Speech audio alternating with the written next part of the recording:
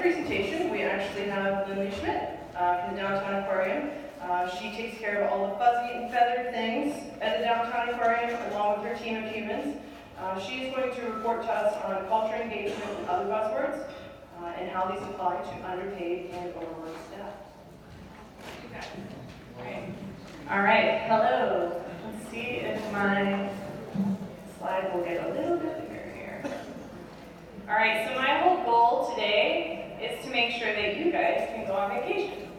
Sound good?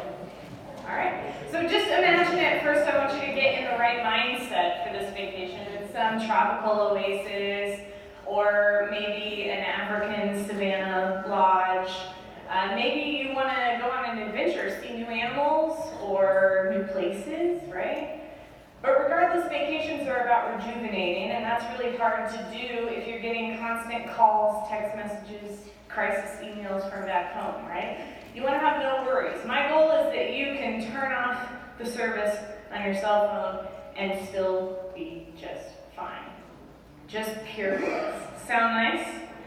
Okay, good. All right. So in order to do that, we're going to have to borrow some concepts, some buzzwords from our corporate buddies, right? So the first one we're going to talk about here is engagement. What do engaged employees look like? Well, here are some of the things I came up with. They're excited to show up to work. They go above and beyond. They're excellent problem solvers, and they can do that independently. That would be nice, right? So many questions. And then they have this drive. They just really want to succeed, right? I liked this definition. It says an engaged employee is one who is fully absorbed by and enthusiastic about their work, and so takes positive action to further the organization's reputation and interests. Now this gets me really excited. I grew up with two parents who owned their own businesses, and I watched them struggle my entire life with finding someone who cared as much about their organizations as they did. Any business owners out there have that same problem? You want your employees to care. So that ownership mentality is really important, and that's what you can find in an engaged employee. So some of you have some worksheets in front of you. If not, look around so you can kind of follow along with me here. But do you have engaged employees? And if you do, what traits do you see in them?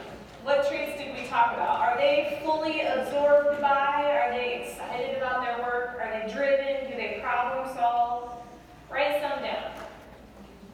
And then those engaged employees, they want to be part of an awesome culture, right? But what kind of culture are we talking about? When my husband says culture, he's thinking my Midwestern culture, where we eat lots of casseroles and the women wear sundresses and the men folks sit on the porch with overalls and chew on their wheat, right? Anyone? I'm from Kansas. That's not actually what it looks like, but that's what he thinks in his mind. And that's not quite the culture I'm talking about. I'm talking about your company culture. What values, beliefs, what's the blood, what's the current, what's the energy of your culture? And it is driven largely by your employees, right? It's how they behave, not necessarily how you would want them to. And we all probably have a little bit different of a culture. So I worked on teams where innovation is the culture, where if you tell them, hey, that's never been done before, that moves to the top of the to-do list, right? I've worked on teams where achievement is the culture, where you walk in the room and there's a giant to-do list and goals. Anybody seen that, right? Maybe it's one of a guest-first culture, or openness, or acceptance, or even fairness. These are all different types of cultures. So think for a minute, and you can follow along on your worksheet if you have one. What do you want your culture to be?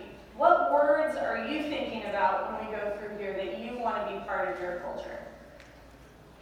The problem is, a lot of times what we want isn't always what's happening, right? That's not always what's happening with our employees.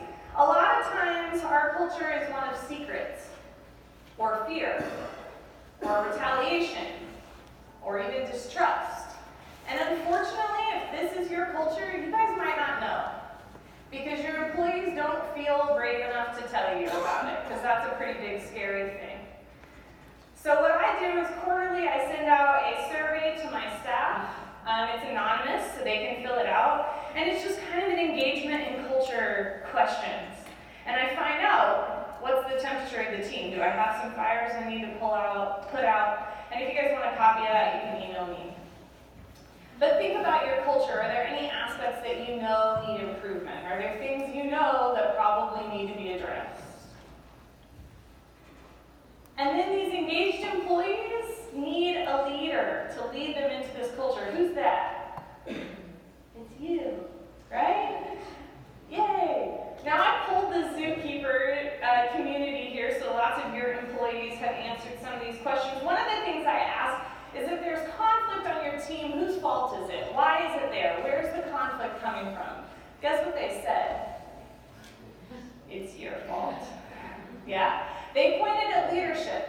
Either leadership wasn't holding people accountable, or leadership was literally the conflict, right? But I don't just ask them bad questions. I ask good questions too. So I said, well, what do you want a leader to look like? What are the top traits that your leader needs to have? So first, they want you to be authentic. I'll tell you a little story about what that looks like. For me, I had a day where I had kind of overcommitted my morning and promised to be in 6 different places at once, and shocker, I didn't actually do that. And so I got really short, snappy, my fuse was dwindling, and I stopped myself and I said, you know what, guys, I'm really sorry. I'm embarrassed because I overcommitted and underdelivered to you guys today, and that's why I'm getting a little short fuse. This is one that I'm working on. But they really appreciate that. They want you to listen. It's easy, right? But they want you to listen with an open mind. So they actually want to feel like they were heard, like you're taking their ideas and maybe doing something with them. And they want you to be positive. They want to have a good time. So which one of these do you feel like you're really good at? Which one might you need to work on? And if you're not sure, there's a fun quiz at this website link where you can check your chicken. I highly recommend you check your chicken. All right, so I told you I asked them, right? What do they want from you? So now is where I'm going to see how good my football arm is. It's not good, guys, so it could be dangerous. Did everyone fill out like a liability form to come to this? Okay, good, great. All right, so let's see what they said, and I have prizes for if you're right. Okay, so question number 1, what do you want from your leadership? Here were their choices. What do you think they picked? Money? What do you think? Benefits? All right, let's see if you were right. So I was a little challenged here, and actually this showed up twice. So purple and orange are the same thing, and it says more growth and development. Who said that? Oh, yeah, not terrible. Okay, good, you lived. All right. Yep, so they want more growth and development opportunities. More staff wouldn't hurt either. Shocker, right? Okay, here's one. Why did you leave your last position? Who has a good guess? Stagnant. That goes right along with our last one, right? Bad boss one.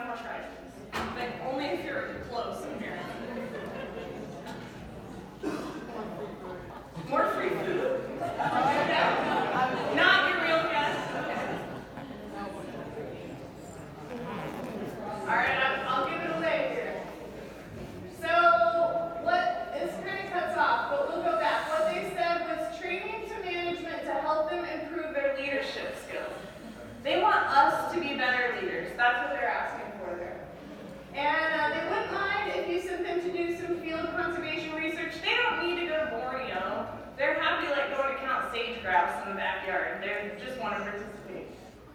All right. What's the most important thing to you? What do you think they said? Team? Culture? Who said that? Oh man, you're so far away. You're right.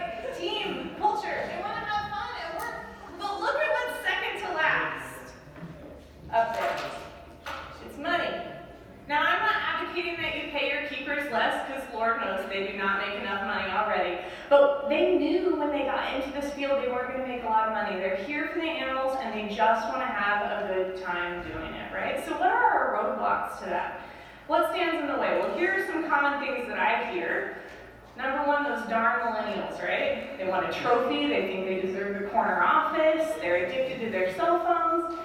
I'm one, I'm definitely addicted to my cell phone, but the other stuff maybe not so true. I don't think it's necessarily the millennials' fault. I think it's actually the culture we created. Think about it though. We've got this culture of fast food. I can actually reorder my dog food by pressing a button on the wall. Thank you, Amazon, right? If I want to order a pizza, I just ask Alexa.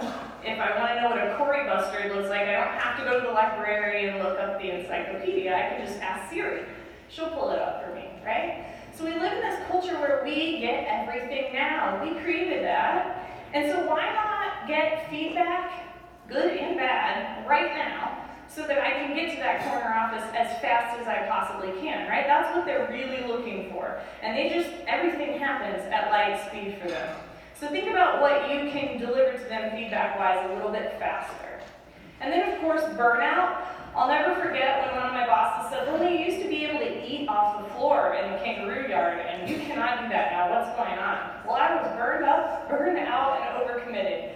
We'd taken on 30 new animals. We launched a website. We were doing tours and outreaches and birthdays, and I could handle it all fine. Okay, no, not really, right? Something had to give somewhere. So what can you take off your employees' plate? What can you watch and make sure that you don't put too much on so that you're not burning them out? And then, of course, there's the curse of knowledge. How many parents of toddlers in the room, or have you at least had toddlers before? Have you ever said, can you hurry up and put your shoes on? We're going to be late. And they don't hurry up? It's like they don't get it? It's because late is just a word to them. They don't have a lifetime of being sent to the principal's office for being late, or being written up by their boss, or being the last one to walk into the room and having that social stigma of the late person. It's just a word. It doesn't mean anything to them, right? And I think that's the same for a lot of our employees. They look, and we're up here on this top of this mountain. We'll call it Mount Everest, but they don't know that there's not like a set of stairs that gets you up there. They don't know that sometimes a storm comes along and you don't move for 3 days. They don't know that sometimes you break an ankle and you have to go back down to base camp. And what they really don't know is that when you get to the top of the mountain, there's like 1 billion more mountains out there to climb. They just don't know that. So we have to share that information. But what's the biggest roadblock? It's you, right? You can either be the world's most frustrating construction zone, like the one where the guy falls asleep holding the sign, and he's snoring, the uneven lanes, the rock truck in front of you that's smashing at your windshield, or you can be one of those amazing travel centers, the one with the marble showers and the massage chairs and the baked goods, right? You can be either one of those things. Your employees can pull in, get energy from you, get revitalized, take a nice shower in the marble. Okay, maybe not that. But you can really be a great place for them to fuel up and learn, or you can be the most frustrating part of their day. So if you want those engaged employees, if you want that vacation, I highly suggest you start making a list of what amenities you're going to have at your travel station. So let's talk about that next. We're going to make our plan. Here are some amenities that I've put into my travel center. First is my hiring process. So I take my time. It's really expensive to train someone. So I take the time to hire right. I know my leadership style really well. So if when I'm interviewing someone, they tell me the most important thing for them is positive praise, I'm probably not going to hire them. Because when you do well for me, I say, okay, what's next? Cool, right? And then I share my challenges. I spend 15 minutes at the end of every interview telling them why they don't want to work for me and don't want to work for my company. And I say, listen, I don't want to scare you away, but I want you to know what our challenges are because they might be your deal breakers. And I don't want to waste either of our time. Empowerment. I think for time, we're not going to practice this, but we'll talk about it for a minute. We're not delegating a task, we're sharing an outcome. So you don't say, go clean the lemur enclosure. You tell them how you want the lemur enclosure to look when you're done. So if you ever want to practice this, here's a fun little activity you can do with your employees. You can tell them an outcome, and then you can have them tell you how they would accomplish it. And if they're off, if how they're going to accomplish it doesn't make any sense at all, then we have to adjust how we're delivering our outcome, or we need to care a little less about how they get from point A to point B and more about what point B looks like. So I asked for pictures that said employee engagement, and I got nothing says employee engagement like tearaway pants. Right on. But seriously, have fun with your employees. Take them to go get ice cream. Have a little friendly competition. Do your social media together. They get really excited about that, and if you let them run with it, you'll be amazed what they come up with. But just laugh together. Have a good time. Remember, they want someone who's positive. Give them opportunities to grow. That was the most important thing. That's what they wanted from you the most, right? So what's that look like? We'll send them to a conference. Assign them a project. Maybe you're getting a new animal. Let them set up quarantine. Let them be the liaison with the sending institution. Let them fill out the animal data transfer form. Let them own that project. They'll love that. And guess what? You don't have to do it, right? You'll be on vacation. Pay for online courses and membership. If you guys want to come talk to me later, I know there's 2 membership sites for zookeepers that start at about $25, $30 a month. And there's online courses that start as low as $50. So this is a really affordable way to say I care about you and I want you to grow. And then just simply ask them what they want. Maybe you have an educator who really wants to be a keeper, and there's some cross-training that you can do to help them get there. Ask what they want and help them get there. And then communicate. This is the last one. You've got to say it out loud. The good and the bad. And since you're going to say it out loud, since you're going to say the bad stuff out loud, you should really read this book. And I have a Cliff Notes version if you're not the book reading kind. It's kind of a dry read, but it's really good information to making sure that they hear your message and they don't feel attacked by it. And then share information. We have a lot of stuff up here in our heads that we never get out to our team. And get creative with how you do that. Maybe it'll be an email that you send out. Maybe it will be a daily note that you fill out, or maybe it'll be a Facebook group where you communicate fun stuff with them. But just get what's in here out to them. So what actions will you take? What amenities will you put into your travel station that we just talked about? Do you have other ideas? Go ahead and write those down on your sheet. And then when you go on your vacation, please send me pictures right here at this email address because I want to see how your vacation goes. Thank you guys.